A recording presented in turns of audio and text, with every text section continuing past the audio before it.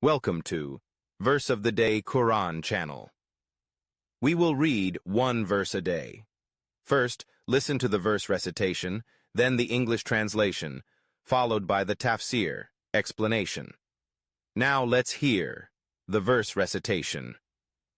Surah Al-An'am Verse 128. وَيَوْمَ يَحْشُرُهُمْ جَمِيعًا يا معشر الجن قد استكثرتم من الإنس وقال أولياؤهم من الإنس ربنا استمتع بعضنا ببعض وبلغنا أجلنا الذي أجلت لنا قال النار مثواكم خالدين فيها إلا ما شاء الله إن ربك حكيم عليم. Sahih International Translation, Surah Al-An'am, verse 128. And mention the day when he will gather them together and say, O company of jinn, you have misled many of mankind. And their allies among mankind will say, Our Lord, we benefited from one another, but we have now reached our term which you appointed for us. He will say, The fire is your residence, wherein you will abide eternally, except for what Allah wills. Indeed, your Lord is wise and knowing. Tafsir of Surah Al-An'am, 128 by Ibn Kathir.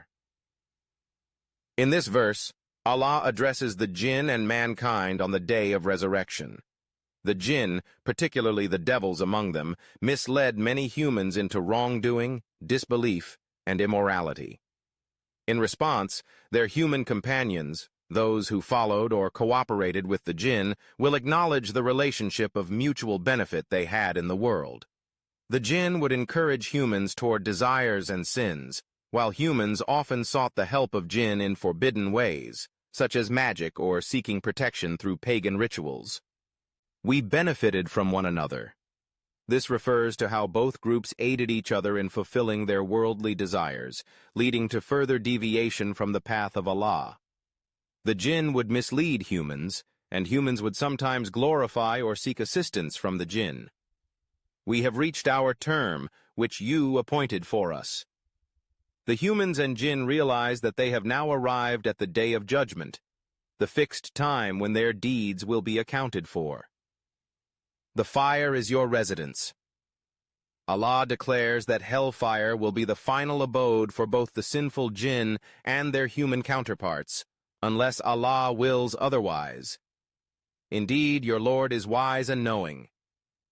This affirms that Allah's judgment is always based on His wisdom and knowledge, and no one is wronged on that day. Ibn Kathir explains that this verse highlights the consequences of disobedience and alliance with evil. The jinn's influence over humans and the latter's submission to them are both condemned, showing the futility of their relationship in the hereafter. Despite mutual benefit in this world, they will suffer together in the next unless Allah shows mercy. If you found this explanation enlightening, consider sharing it with others and subscribing for more insights into the Quran. May Allah guide us all to the light of faith and knowledge.